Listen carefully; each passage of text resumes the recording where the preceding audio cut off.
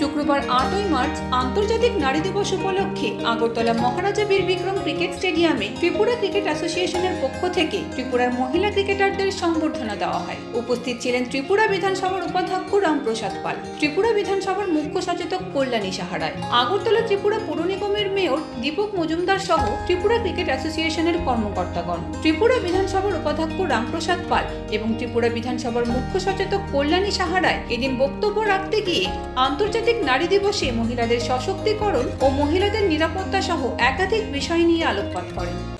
আজকে বলেছে সত্যি সুবক্তা হিসেবে না, আমরা সবাই তৃপ্তি পেয়েছি কল্যাণী রায়ের মহোদয়ের আজকের এই ভাষণে। সুতরাং এখানে আমি তার থেকে বেশি বলার আমার কাছে নেই কিছু, তাই আমি আজকে ভাষণ দিচ্ছি না। শুধু এতটুকুই বলবো যে আমরা যে উদ্দেশ্য নিয়ে আজকে যে প্রোগ্রামটা করছি নারীদেরকে সামনে রেখে, এবং এটা শুধু আজকের দিনে নারী দিবস উপলক্ষে নয়।